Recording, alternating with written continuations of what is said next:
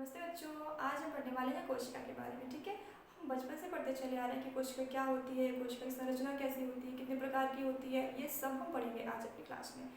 लेकिन सबसे पहले हम ये जानते हैं कि कोशिका की खोज किसने करी। वैसे तो हम 6, 7, 8 से पढ़ते चले आ रहे हैं कि कोशिका की खोज रॉबर्ट हुक ने करी थी, लेकिन उन्होंने कोशिका की खोज कैसे करी थी, उनका प्रोसेस क्या था, वो जानना काफ़ी ज़्यादा इंटरेस्टिंग होगा। ठीक है, तो रॉबर्ट हुक एक साइंटिस्ट थे। इन्होंने 1665 में क्या करी थी, कोशिका की खोज करी थी। ठीक है, तो क्या हुआ था कि कोशिका इतनी छोटी इकाई होती है कि उसे हम अपनी न्यूड आई से नहीं देख सकते। तो कोशिका को देखने के लिए हमें एक यंत्र की आवश्यकता पड़ती है, जिसको कि हम क्या कहते हैं, माइक्रोस्कोप, हिंदी में सूक्ष्मदर्शी कहते हैं। तो वो उसका आविष्कार लगभग 1500 के आसपास हो रखा था, 1540 के आसपास माइक्रोस्कोप बना हुआ था। लेकिन रॉबर्ट हुक के पास था नहीं, बट इनको चाहिए था। तो इन्होंने क्या करा कि इन्होंने एक खुद से हैंडमेड एक माइक्रोस्कोप बनाया। ठीक है, इन्होंने क्या किया कि एक पाइप ली, ठीक है, ऊपर एक लेंस लगाया और नीचे एक लेंस लगाया। ठीक है, और उसके बाद कॉर्क आप आई होप नहीं जानते होंगे, ऐसे कांच की बॉटल्स होती है। ठीक है, क्योंकि ये लोग थोड़े बुद्धिमान थे तो प्लास्टिक की बॉटल यूज़ नहीं करते थे। ठीक है, तो कांच की ऐसे बॉटल थी, तो उसके ऊपर ढक्कन तो लगाएंगे ही ना, ऑब्वियस सी बात है। इस आकार में कुछ लकड़ी का टुकड़ा होता था जिसको ये कॉर्क बोलते थे।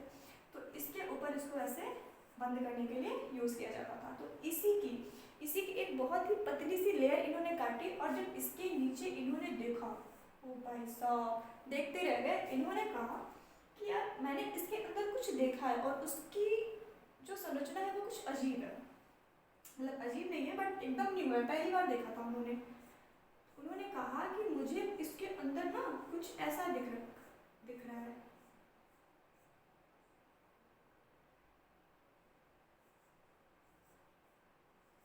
ठीक है, उन्होंने कहा कि मुझे कुछ ऐसा दिख रहा है।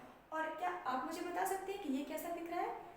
होपफुली आपको पता होगा, बट इन्होंने जो रेफरेंस लिया, उन्होंने कहा कि ये मुझे मधुमक्खी के छत्ते जैसा लग रहा है, कि मधुमक्खी का जो छत्ता होता है वो भी ऐसा होता है। ठीक है, इन्होंने इसको क्या नाम दिया? सेलुला। और इसी सेलुला से हमें क्या नाम मिला? सेल, जिसको हम कहते हैं कोशिका। इतनी बात समझ में आई? तो इनके बारे में जो जानने वाली बातें हैं वो क्या है, एक बात देखिए। पहली बात तो ये कि इन्होंने 1665 में कोशिका की खोज करी थी, और वो कोशिका कैसी थी? वह एक मृत कोशिका थी, यानी कि एक डेड सेल थी। डेड सेल क्या होती है कि ऐसी कोशिकाएं जो कि अब आगे डिवीजन नहीं कर सकती, उनसे अब नई कोशिकाएं नहीं बनेगी, जिनको जितना बनना था वो बन चुके हैं, अब वो सिर्फ और सिर्फ प्लांट को सपोर्ट करेंगी। ठीक है, उन्हें हम बोलते हैं डेड सेल्स। प्लांट, पेड़ आपने देखा होगा, सबने देखा होगा। तो अगर ये पेड़ है, ठीक है, पेड़ ही है, तो इसका जो सबसे बाहरी वाला जो कवर होता है, जो थोड़ा ब्लैक या डार्क ब्राउन होता है ना, उसी को हम क्या बोलते हैं? कॉर्क बोलते हैं। उसमें एक ऐसे इसको बार्क बोलते हैं, इसमें एक सेल होती है, उसको कॉर्क बोलते हैं। ठीक है, तो ये यहाँ से आ गया क्या? कॉर्क सेल में देखा था इन्होंने। और कैसा था? Self made microscope. वैसे ये चीज़ें पूछ भी जाती है, लेकिन मुझे लगा कि आपको पता होना चाहिए, इसलिए मैंने बता दिया। तो ये तो हो गई रॉबर्ट हुक की बात। इन्होंने क्या करा था? 1665 में सबसे पहले कोशिका की खोज करी। इन्होंने देखा कैसा दिख रहा था, मधुमक्खी के छत्ते जैसा दिख रहा था, तो इसलिए इन्होंने उसका क्या नाम रख दिया? सेल। सेल का जो शाब्दिक अर्थ होता है वो होता है एक छोटा सा कमरा। आपको लगता है कि कुछ छोटा सा कमरा जैसा है, चारों तरफ से पैक्ड है ना?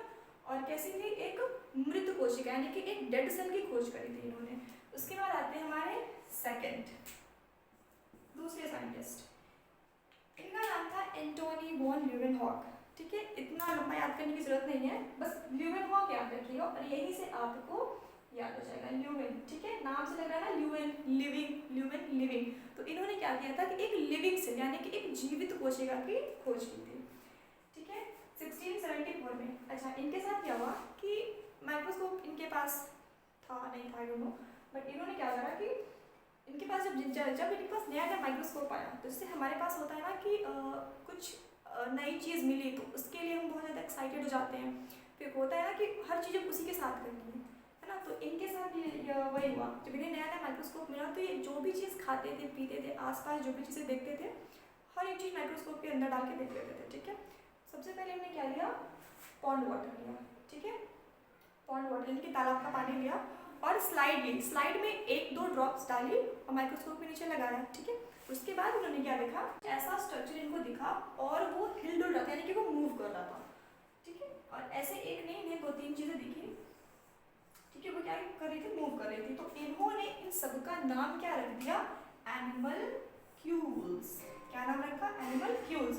क्योंकि ऑब्वियस सी बात है कि अगर कोई चीज़ मूव करे तो पेड़ पौधे तो मूव नहीं करेंगे, तो इनको लगा कि ये कोई ना कोई एनिमल ही है जो ये मूव कर रहा है। अच्छा, ये हमको पता है कि ये क्या है, बैक्टीरिया है, बट ये बात उन्हें तब नहीं पता थी, ठीक है। तो इसलिए इन्होंने इसका क्या नाम रखा, एनिमल्क्यूल्स, ठीक है। And that is how Antonie van Leeuwenhoek ने एक लिविंग सेल की खोज करी, यानी कि एक जीवित कोशिका की खोज किसने करी, एंटोनी वन ल्यूवेनहॉक ने।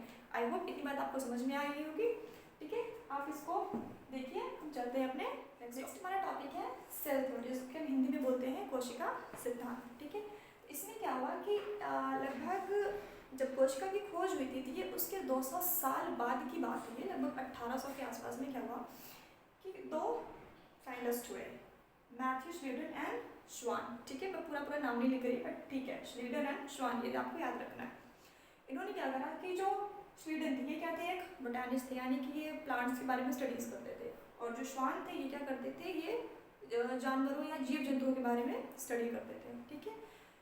ये दोनों आपस में नहीं, बट इन लोगों ने अपनी अपनी स्टडी करी। तो इन्होंने बताया कि यार सारे जितने भी प्लांट्स हैं ना, कि सारे के सारे सेल से बने हुए हैं, सब के सब कोशिका से बने हुए हैं, ठीक है। इन्होंने जब एनिमल्स की स्टडी करी तो इन्होंने कहा, अरे मैं जब पढ़ रहा हूँ तो मैं देख रहा हूँ कि सारे के सारे एनिमल्स भी सेल से ही बने हुए हैं, हर एक एनिमल में सेल्स ही सेल्स हैं, ठीक है। तो इस तरीके, और ये भी देख रहे थे ये कि जितनी भी छोटी से छोटी,